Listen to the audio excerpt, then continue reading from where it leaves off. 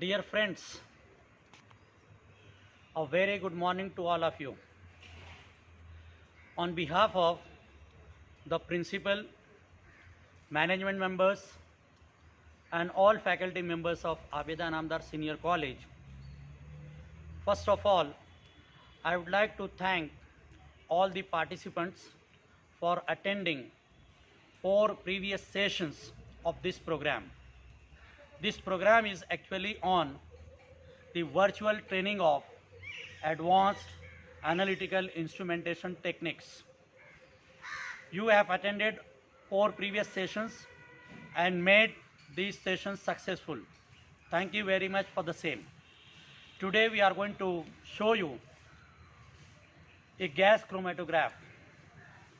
The instrument, its principle, all operations of the instrument, and finally at the end applications.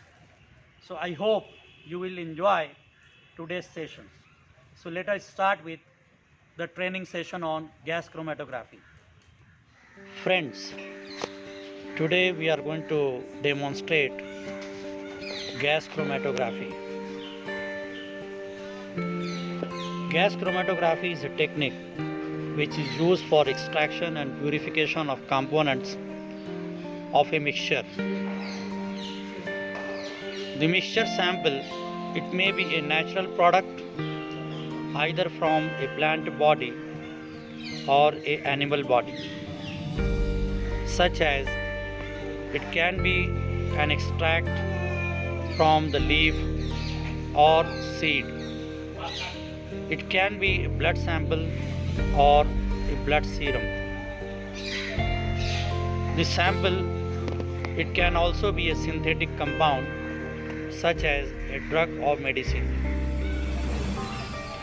As we all know that gas chromatography is used for both qualitative analysis and quantitative analysis. It is also very evident that quantitative analysis is more important than qualitative analysis.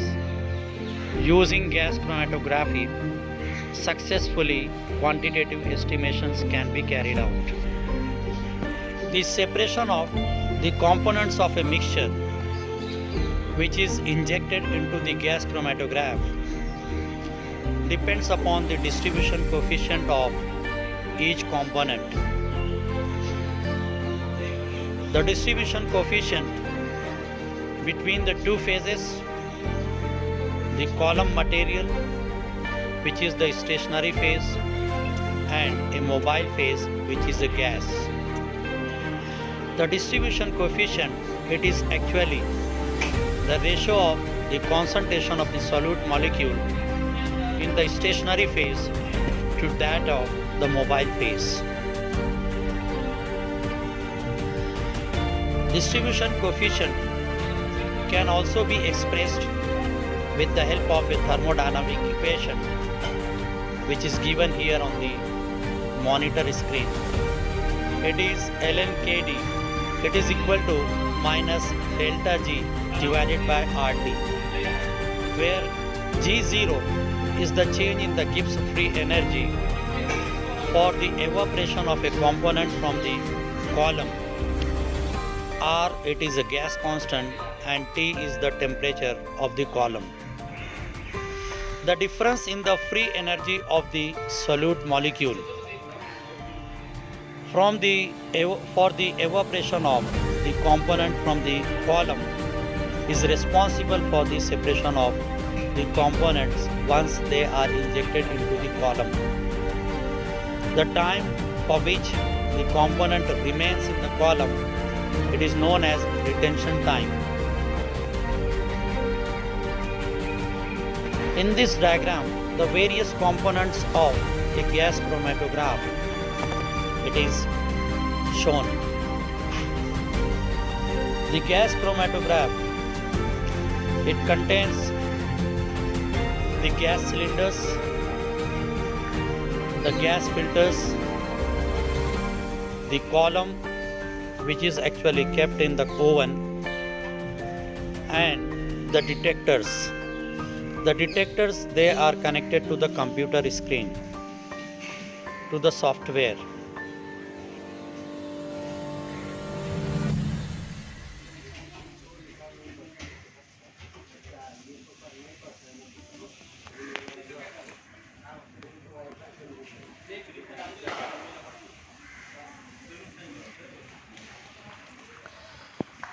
The various components or the requirement of gas chromatography are shown in this PPT. The first requirement is a gas. The gases are available in the gas cylinders. The gases are then passed through the gas filters to remove the impurities from them. The regulators are there which are used to control the flow rate of the gas. The flow rate is very important for the separation of the components in the column. The next requirement, of course, it is the column. These columns, they are made up of glass or they are made up of steel. They can be of various length and various inner diameters. These columns are packed with different types of the chemical or compounds such as silica, SiO2, magnesia, MgO, calcia, calcium oxide, or they can also be filled with different organic resins. These column materials are actually responsible for the separation of the components. These columns are kept in the oven. The oven is used to control the temperature of the column and thus the temperature of the components which are passing through the column. The last component of the gas chromatography, it is the software which are actually operated with the help of the microprocessors. The separation of the components of a mixture, it depends upon various factors. The first important factor, it is the molecular weight of the compound, the molecular size, the nature of the component, like polarity of the components. The second factor for the separation, it is the column. I mean the column material. The length of the material is also important. If the length of the material, if the length of the column is more, then separation efficiency will also increase. The third factor for the separation of the component is the temperature of the column. If the peaks are not resolved for the separated compounds, then we can change the temperature of the column with the help of the oven. The flow rate of the gas is also important for the separation of the compounds. If the separation we are not getting properly in the column, then we can change the flow rates until the peaks or the compounds are well separated. Friends, welcome to Advanced Scientific Research Lab, ASR Lab. In this our lab, we have got the gas chromatograph. This gas chromatograph has been purchased from Chemtron Science Laboratory, Mumbai. Its model is given here. You can see it is CSL 2045. This gas chromatograph, it is a very sturdy model, particularly for students. At present, we have been using this instrument since last 10 years for the analysis of compounds, especially MSc classes. I will explain the different components of the instrument. The instrument here, as you can see, the steel pipes are there. Through the pipes, the gases are actually coming to the instrument. Dear participants, as we know that the gas is one of the important component or requirement in the gas chromatography. The gases are purchased from the market and they are available in different types and different sizes of the cylinders. Here in our lab, we have got 3 cylinders, 3 gases. This red colored cylinder is for hydrogen gas. this grey color cylinder, it is for air, while this black color cylinder, this is for nitrogen. In TCD, the carrier gas is hydrogen and we are not using any flame, and therefore only hydrogen gas is used in TCD as a carrier gas. These two gases are not required. While in FID, we use nitrogen as a carrier gas, and at the same time we need the flame. For burning the flame, we also require air and hydrogen, and therefore in FID we have to use three gases: nitrogen as a carrier gas, hydrogen and air. They are for burning the flame. Now I am going to start the flow of the gas with the help of this spanner, and with the spanner I will start the flow of the gas by opening it. You can see the flow of the gas through these regulators. So I am opening it. You can see in the regulators, the needle actually it is on 40 ml per liter flow rate of the gas. Once we open the cork, the gases are flowing through the regulators, and they are going up to the instruments with the help of these steel pipes. The gases are passing through these regulators. You can see here different regulators. The first one, the regulator, it is for the gas, hydrogen gas, and it is going to the TCD detector. The second regulator, here it is for nitrogen carrier gas, and this gas actually it is going to FID detector. Then pure hydrogen and air, these two gases are used for burning the flame when we are using FID.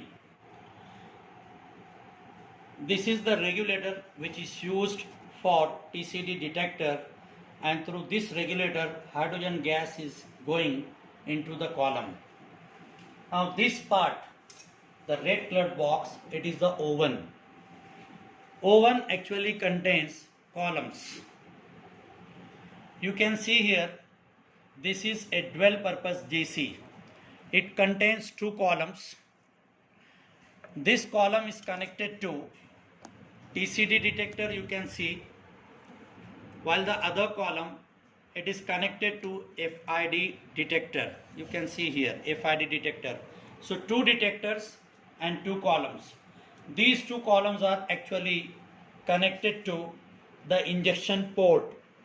Injection port A, it is connected to TCD, while the injection port B, it is connected to FID. These two columns are kept in the oven. We can actually change the temperature of the column and thus the temperature of the oven. Now I am going to start the instrument.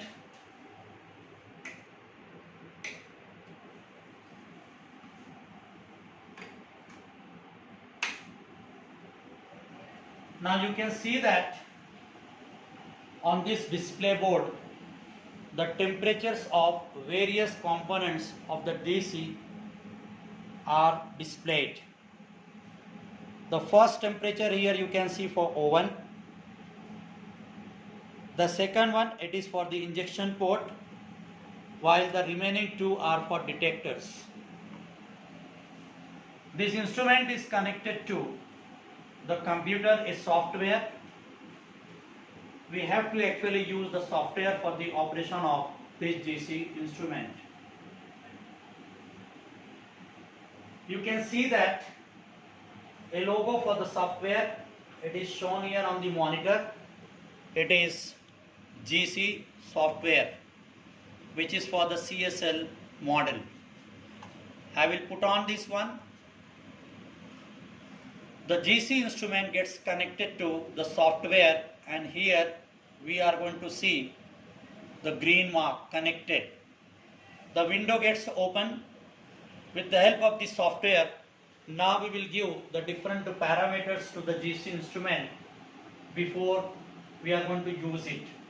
We actually have to set up the temperature of the oven, the flow rate of the gas, the temperature of the injection port, which are actually given with the help of the software here. You can see on this window. The actual temperatures are 25, 26, 25 and 23. Now I will set the temperature where I am going to use the instrument. So here for the oven I am going to give 100 degrees Celsius. For injection port I am going to give 120 degrees Celsius. The temperature of the detector, today I am going to use TCD, and its temperature, it is almost equal to the temperature of the injection port, and it is 120. I am not going to use the FID detector for today's experiment, so here I will keep it at 30 degrees Celsius. Slowly the temperatures are now going to set. The temperature of the oven, which was the room temperature, now it is increasing. It has become 74 and it will reach slowly up to the set temperature 100 degrees Celsius. Similarly for the injection port also, which was 25 degrees Celsius, now it is also increasing. At present it is 35 degrees Celsius. Friends, for the demonstration of gas chromatograph, today we have selected an experiment which is the estimation of alcohol from the beverage sample, and for that we have purchased this sample from the market. It is a beverage sample which contains alcohol. So we will determine amount of alcohol in this sample with the help of the gas chromatograph. For this experiment we need to prepare solutions of different concentrations, and then we have to plot a calibration curve. With the help of the calibration curve, we will estimate the amount of the ethanol in this beverage sample. For that, I am going to prepare the samples now. For preparation of different concentrations, we need a micropipette. This is the micropipette of capacity 1 ml or 1000 microliters. First I will prepare a solution of 50% ethanol with isopropanol. So I have set the capacity of this micropipette at 500 microliters.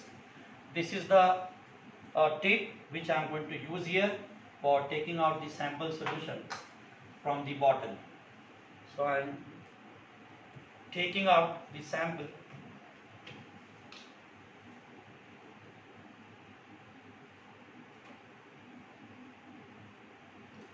This is 500 microliters of ethanol. Now I will add 500 microliters of isopropanol. For that I have to change the tip. So the another tip I will take, and I will take out isopropanol from this bottle.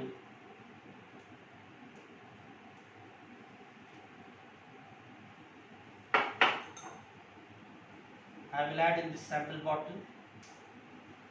This is the mixture of 50% of ethanol with isopropanol. Similarly, we will prepare 10%, 20%, 30% or any percent of ethanol with propanol in different bottles. These different solutions we are going to inject in the gas chromatograph, and we will determine the amount of ethanol in that. And using those values we are going to form a calibration plot. With the help of the calibration plot we will estimate the amount of ethanol in the beverage sample at the end. After preparation of samples, now we have to inject these samples into the GC through these injection ports. For that a syringe has been provided. The capacity of this syringe, it is only 10 microliters. So it is a micro pipette or micro syringe. Depending upon the type of the quality of the GC, the amount of the sample which is to be injected, it varies.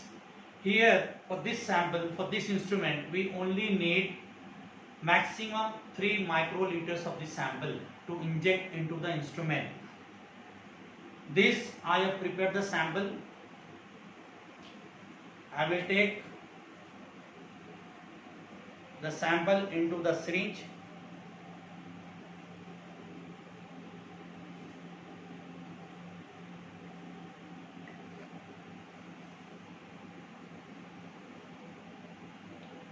The amount of the sample taken here is not more than 3 microliters.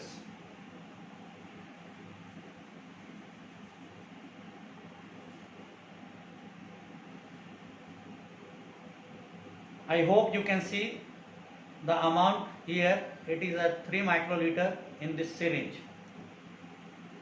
The instrument is now conditioned. Whatever the temperature conditions we have given, those conditions have been achieved. Once the conditions of the instruments are set, it is ready to use. The sample is here in this micro syringe. This is the injection port for TCD. It is to be injected like this. The sample is injected. As soon as the sample is injected, we have to actually put on the software which is indicated by this green mark. Now the instrument or the software is ready and it is recording the components which are coming into the detector of the instrument.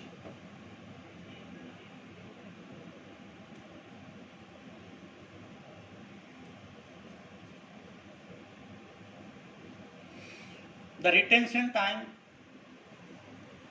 is indicated here. It is 31, 32, 33 these seconds.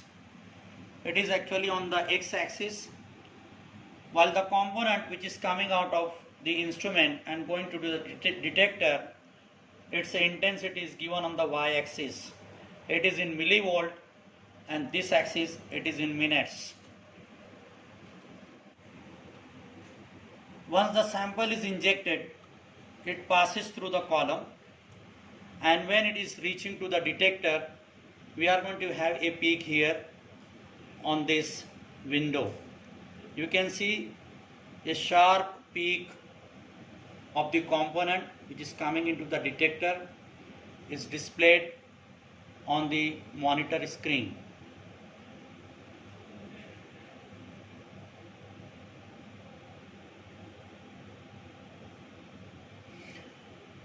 We have injected a solution of 50% of ethanol with 50% of isopropanol.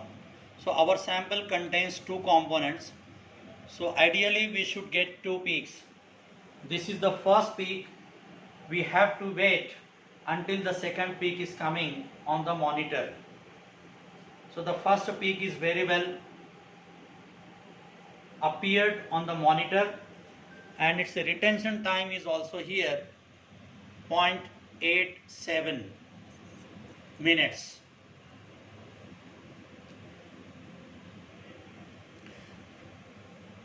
Now the second peak is also appearing.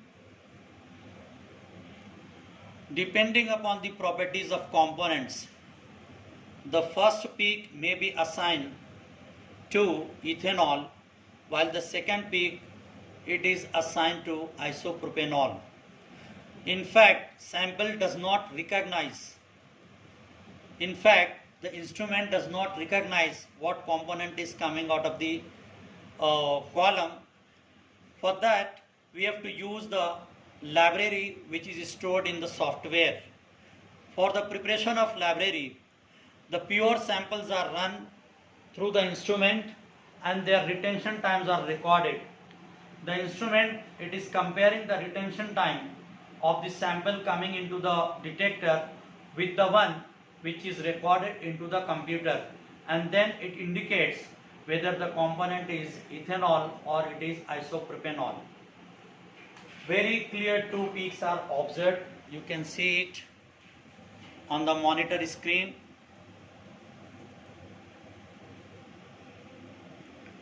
The retention times are also indicated at the top of the peak. You can see here the two peaks with two retention times. Since we have injected only two components, so we can actually stop at this level. If you don't know how many components are there, then we'll have to wait for more time, maybe 3, 4, 5 minutes or up to 10 minutes. But here the samples which are injected, they are known to us. They contain only two components. We have got here two peaks, so I will stop here the detectors with the help of this button stop. Once I stop, I click this button stop, then this circle gets red. Now the recorder is not recording any peak or any component from the column. Once both of the peak they are observed on the monitor, we have stopped the detector. Now we have to save the data. I will save the data. I will go to the file.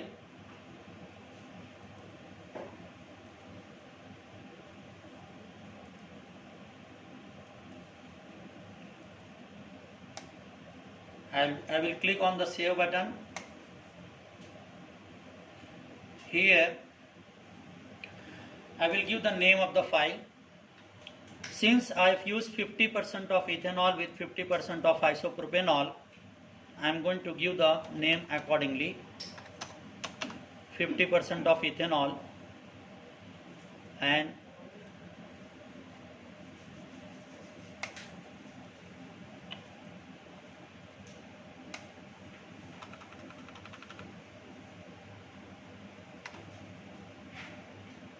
(24th)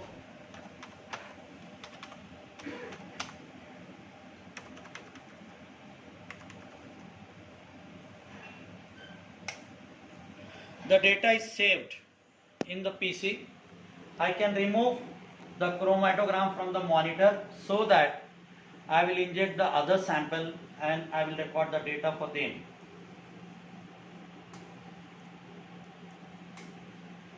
The instrument is now ready for the second sample to be injected. Just like the first one, I will prepare different concentrations of solutions, ethanol and propanol, and then one by one I will inject them into the chromatograph.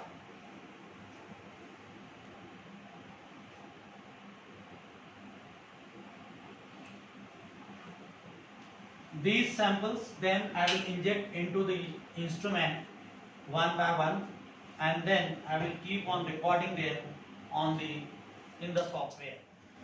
Once we have recorded the chromatograms of all the sample solutions, then we have to actually take the printouts of them. In the chromatogram, using the percentage area of the peaks, we will be preparing a calibration plot. For that, I am going to open each of the chromatogram and then I will give the command print. For this, you can see on the monitor, I am going to open the plot.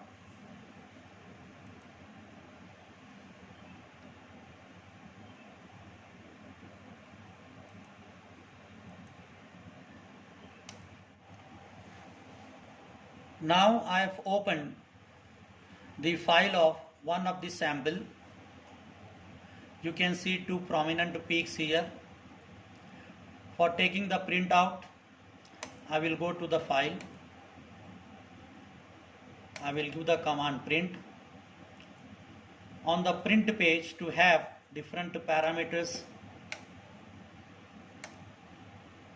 like the name of the lab, the name of the instrument, the name of the operators can also be given. Now this is the print preview. You can see two peaks, and below the chromatogram there is a table which indicates the percentage area. The first peak, it is appeared at 0.92 second minutes, while the second one is 3.32 minutes. The percentage area is also indicated. For the first peak it is 55.58, while for the other one it is 44.12. Using these percentage area, now we will prepare the calibration plot.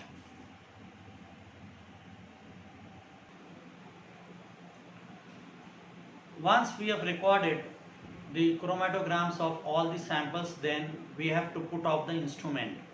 Before we put off the instrument, then we have to give the room temperature conditions to all the different parts of the instrument, like oven, temperature of the oven, temperature of the injection port. I will give these conditions with the help of again the parameters. I am going to set 25,